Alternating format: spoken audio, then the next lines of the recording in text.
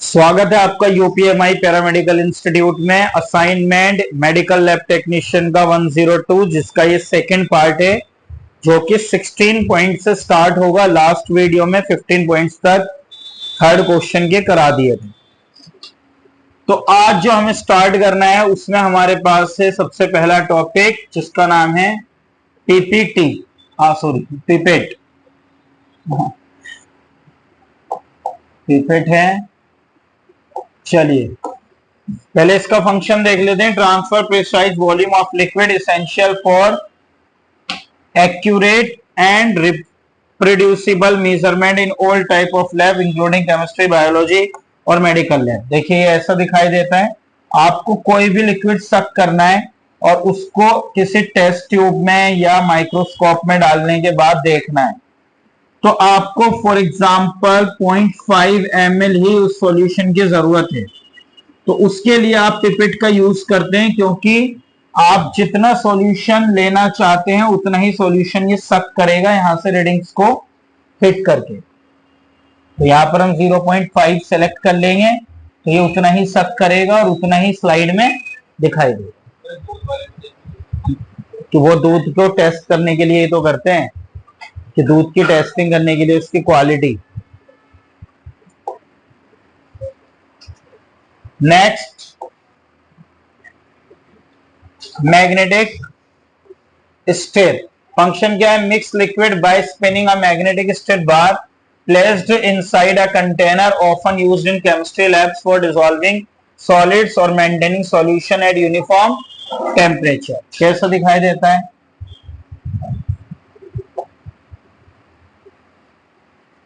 Magnetic stirrer.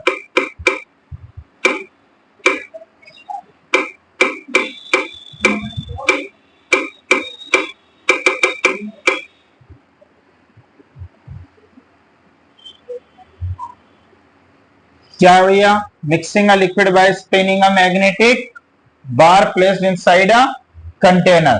Container के अंदर एक बार प्लेस कर देंगे मैग्नेट का।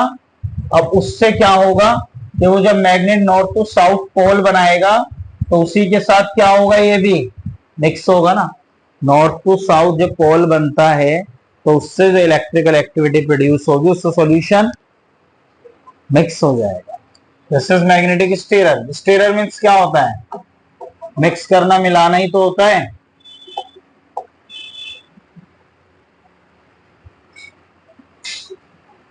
अल्ट्रासोनिक क्लीनर फंक्शन क्या है? Cleans laboratory equipment using high frequency sound wave in a liquid effective और removing contaminants from glassware, metal और डेलिकेट्स। किसको रिमूव करता है? कंटामिनेंट्स को। देखिए अल्ट्रासोनिक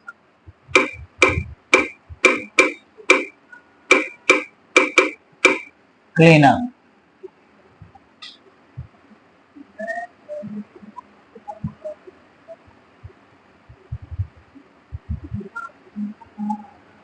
ये अल्ट्रासोनिक क्लीनर। अल्ट्रासोनिक वही अल्ट्रासाउंड से रिलेटेड होगा ना, तो उसी के थ्रू ये क्या करता है? रिमूव करता है ग्लासवेयर्स में, यानी हमारे ग्लास वाले इक्विपमेंट्स में जो भी कंटामिनेशन या बाहर के पार्टिकल्स लगे हुए हैं उसको क्लीन कर देता है। ठीक है, तो this is also one of the equipment जिसका यूज करते हैं हम लेबोरेटरी। नेक्स्ट है कॉलोनी काउंटर। फंक्शन क्या है? काउंट्स कॉलोनीज ऑफ बैक्टीरिया और अदर माइक्रो ऑर्गेनिज्म और an agar plate used in microbiology lab quantify microbiology. क्या करता है देख लेते हैं। कॉलोनी काउंटर कैसा दिखता है भैया?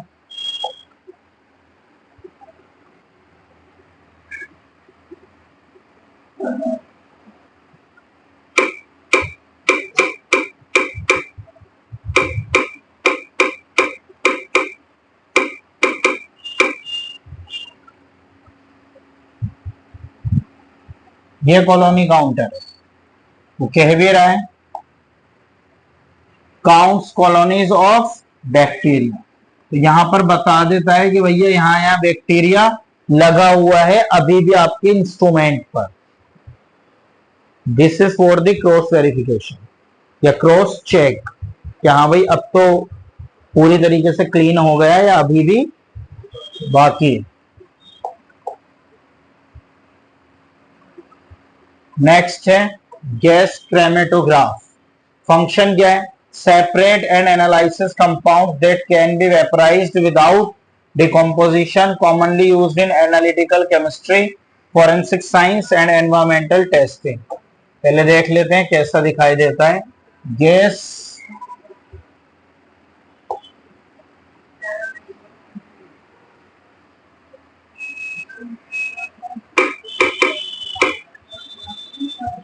Chromatograph.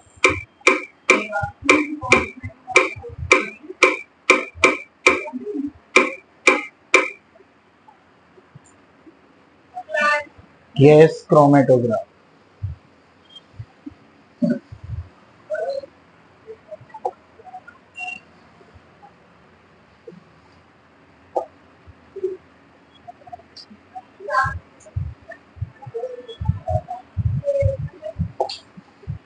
This is the gas chromatograph. क्या करता है भैया? Separate analysis compound that can be vaporized without decomposition, यानी कि हमें उन्हें डिकम्पोज करने की जरूरत नहीं है, लेकिन वो पैथोजेंस क्या हो जाते हैं? वेपराइज्ड हो जाते हैं। तो उन्हें सेपरेट करता है। फॉर एग्जांपल यहाँ पर हमने अपना ग्लासवेयर रख दिया, यहाँ से पैथोजेंस को वेपराइज करेगा, निकाल के एक जगह डिकम्पोज कर देगा बायोगैस चैम्बर के तरह। Refractometer measures the refractive index of a substance typically used to determine the concentration of solutes in a solution, widely used in food science, chemistry or microbiological labs.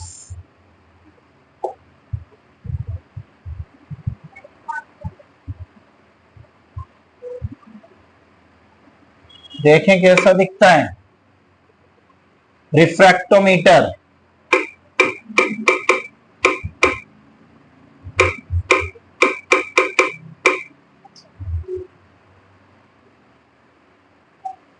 ये भैया refractometer measure the refractive index of substance typically used in determining the concentration of solute in a solution. What is solute or what is solvent? Class 12 solution.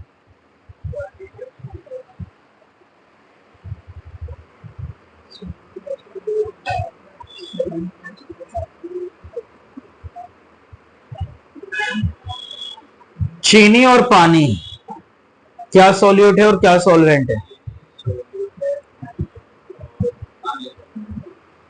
जिसको मिलाया जाता है वो solute होता है और जिसमें मिलाया जाता है वो सॉल्वेंट होता है। That's why solute is always lower than the solvent, क्योंकि उसमें मिलाया जा रहा है। ठीक है, तो ये क्या करता है रिफ्रैक्टोमीटर? हमें किसकी कंसंट्रेशन बताता है सॉल्यूशन में, यानी जो मिलाया गया है। It's like sodium chloride, sugar, glucose या एनी अदर केमिकल, जो भी मिलाया जाएगा उसकी कंसंट्रेशन को यह हमें बता देगा। नेक्स्ट है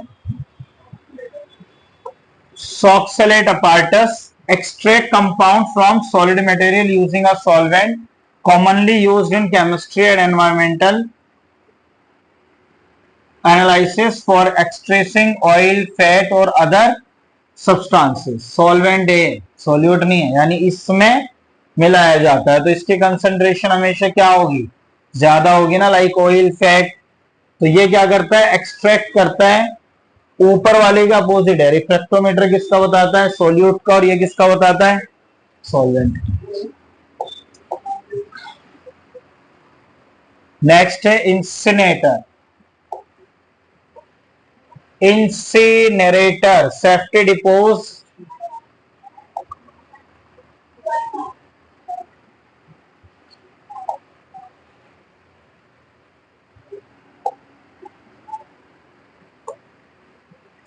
safely disposes of biological waste by burning it at a high temperature used in a laboratories to ensure the complete destruction in hazardous material।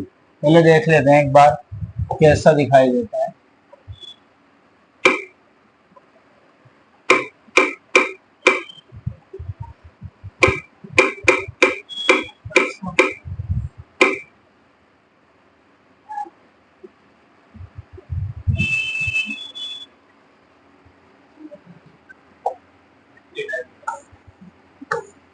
वो कह भी वही रहा है, safely dispose of biological waste by burning at high temperature, उसको burn कर देता है, लेबोरेटरीज में यूज होता है।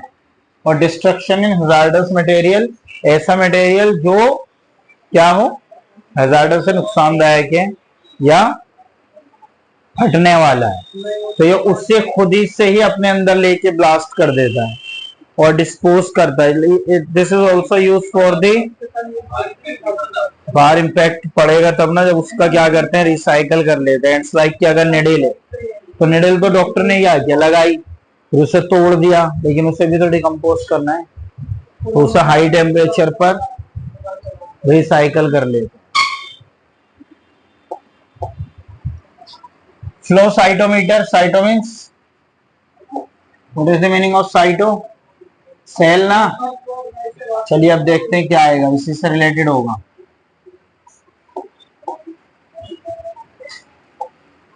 Analyze the physical and chemical properties of particles or cells as they flow in a fluid stream used in immunology, cell biology और cancer research. इन सभी में इसका यूज होता है। देखते हैं, flow cytometer,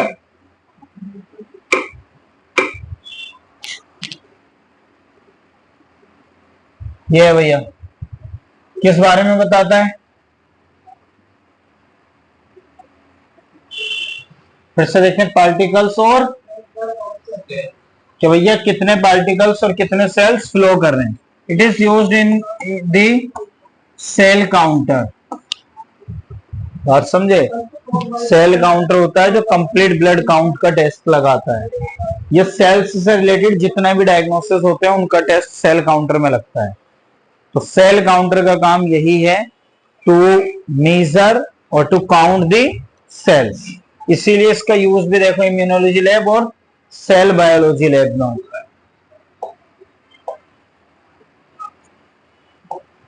next, freeze dryer, lyophilised बोलते हैं, removes water from sample by using them and then reducing the surrounding pressure, used to preserve biological sample, pharmaceuticals and foods. चलिए, फ्रीज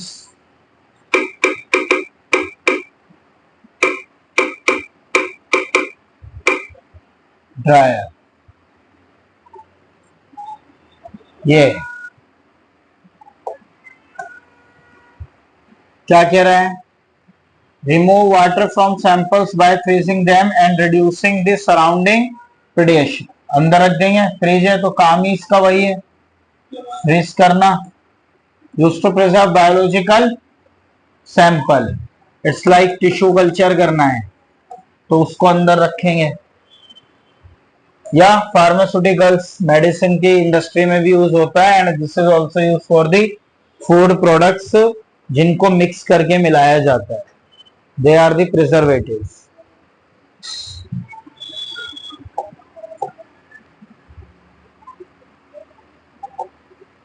सेफ्टी कैबिनेट, जिसको biological safety cabinet बोलते हैं, provides a sterile environment and protects the operator from exposure to harmful biological agent used in microbiology, virology और clinical labs।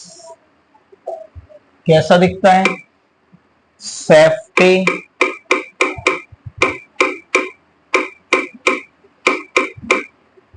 Cabinet,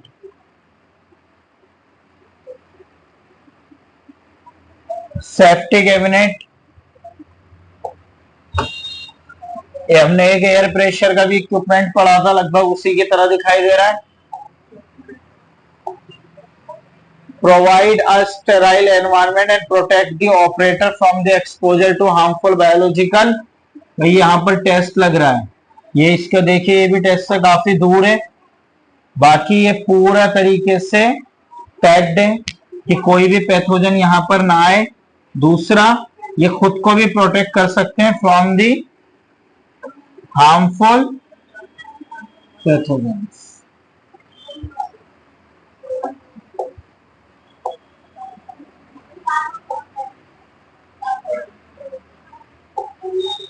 Fermenter bioreactor cultivates microorganism or cell under the control condition for producing biotechnology products like enzyme, vaccine or pharmaceuticals।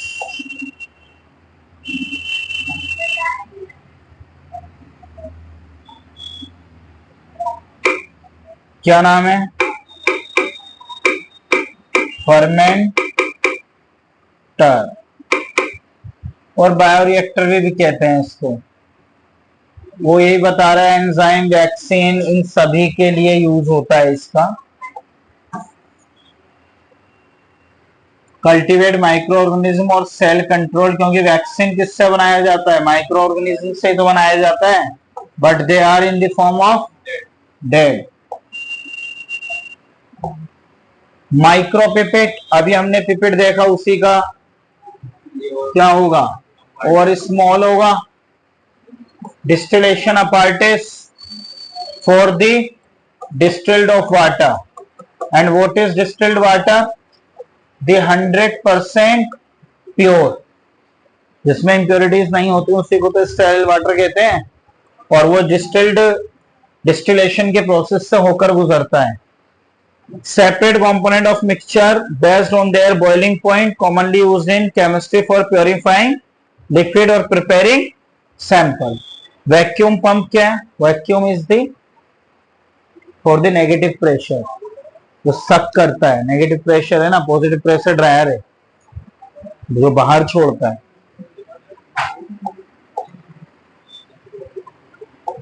Remove air gas molecules from sealed volume, creating a vacuum used in many applications like filtration, freezing और degassing। यहां पर ये होगा। चलिए question number 4 start करते हैं। क्या है क्वेश्चन नंबर 4? जी समझ में आ। Why is the correct use of personal protective equipment essential in laboratory settings? And what are the consequences of improper PPE usage? यानी अगर ठीक से यूज करते हैं पीपीई का तो क्या होता है, और ठीक से नहीं करते तो क्या होता है।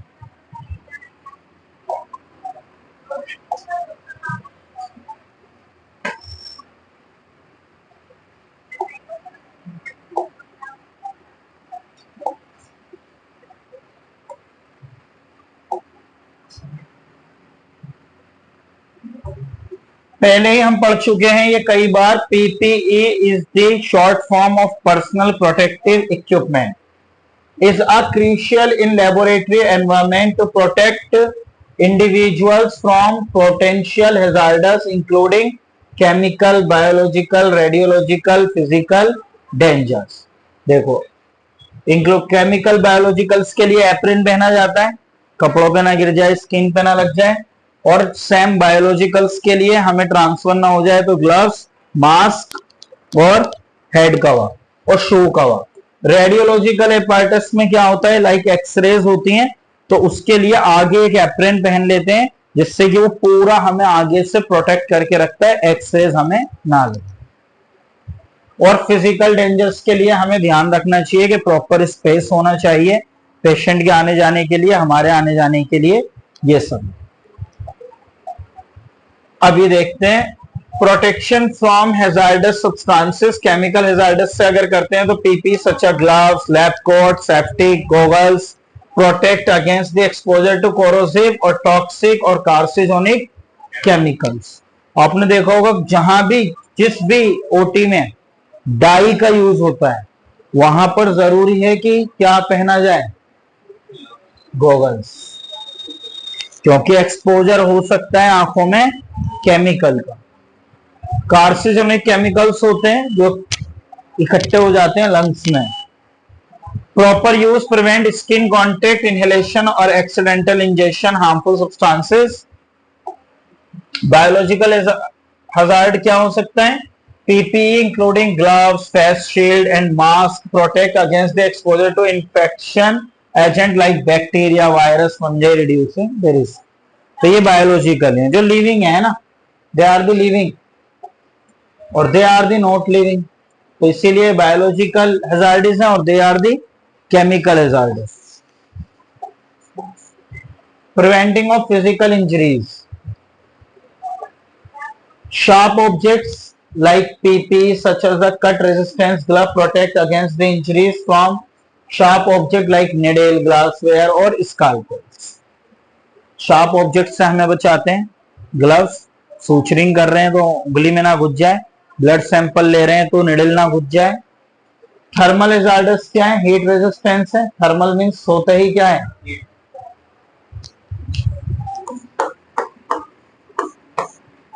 तो हैजार्डस है heat resistance gloves, lab coat protect against the burn from hot equipment like Bunsen burner, अभी हमने पढ़ा, हॉट प्लेट भी पढ़ा, ऑटोक्लेव्स भी पढ़ा। तो थर्मल हैजार्डस का भी हमें ध्यान रखना है कि जल ना जाए। Compliance with regulation, legal requirement क्या है? Regulatory bodies such as the OSHA, occupational safety and health administration, mandate the use of appropriate PPE in laboratories to ensure the worker safety.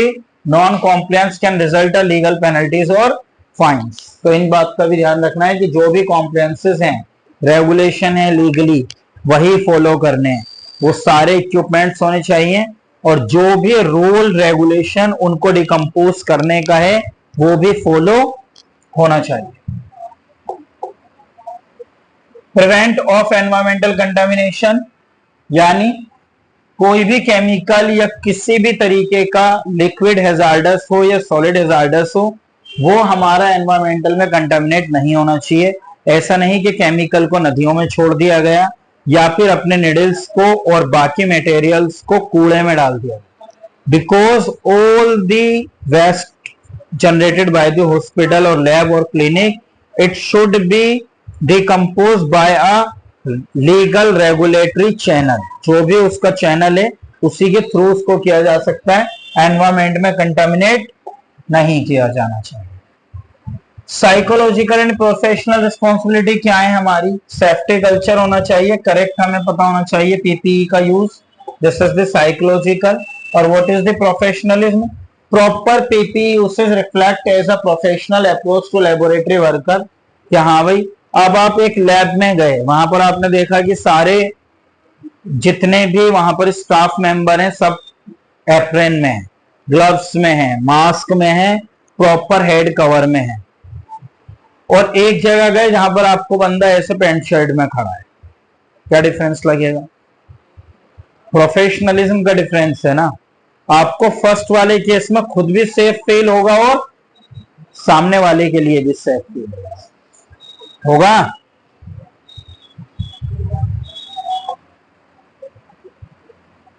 Consequences of improper PC usage, number 1, अगर आपने ठीक से personal protective equipments का use नहीं किया तो किस चीज का खतरा है? हेल्थ का। Number 2, legal and financial consequences, ये क्या हो सकते हैं? आपका चालान कट सकता है लीगली, या आपका लैब क्लोज भी हो सकता है। अब जब चालान कटेगा तो उससे क्या होगा?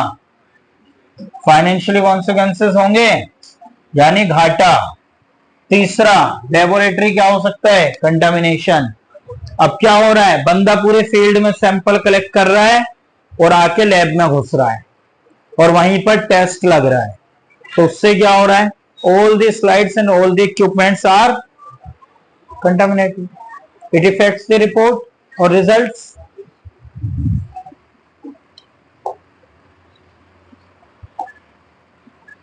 Loss of research integrity, compromised data, contamination or accident resulting from improper PPE use can invalidate research results. भैया जितना भी MRD है, what is MRD? It's medical